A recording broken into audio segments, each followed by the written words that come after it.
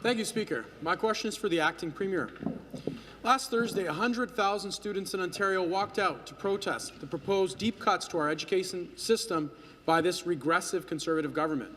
In my riding of Humber River Black Creek, students from C.W. Jeffreys, Emery, James Cardinal McGuigan, St. Basil's and Westview came out in the hundreds. I dropped by the walkout organized by Emery Collegiate Institute students.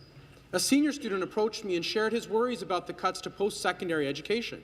He told me that eliminating OSAP grants and the grace repayment period would influence whether or not many of his friends would have a chance at going to college or university.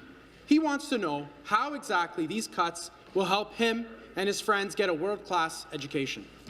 Questions to the Deputy Premier. The Minister of Training Colleges and Universities. Referred to the Minister of Training Colleges and Universities. And thank you to the member opposite for the question. Our government was elected with a strong mandate to create good jobs in Ontario. And as the Minister of Training Colleges and Universities, my focus is on making sure that the people of Ontario are prepared for those jobs. We want everyone in Ontario to have an opportunity to succeed and prosper. And post-secondary education is a critical part of preparing Ontario for the future. Speaker, as we grow the economy, we need Ontarians who are skilled in sectors across the economy. And as Minister, I will support programs and efforts that help students to get the skills they need to find employment and help fill the skills gap. Post-secondary education is a critical part. Thank you. Thank you. Supplementary.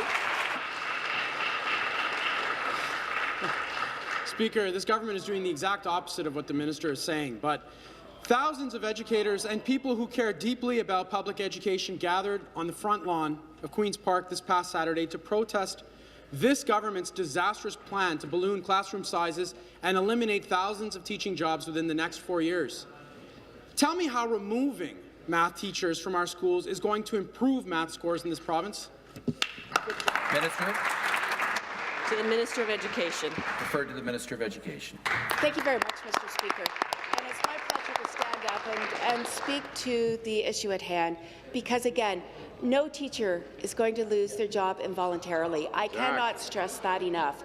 And in fact, we're investing in our teachers. I can't wait for the Minister of Finance to bring our budget forward tomorrow, because again, we are taking very strong steps forward to demonstrate how we're investing in the Ontario education system to make sure that we get it back on track once and for all after 15 years of failed ideology and experiments by the former Liberal administration. And do you know, it's interesting that we need to make sure that our teachers are confident in the subjects that they're teaching in, and specifically with math.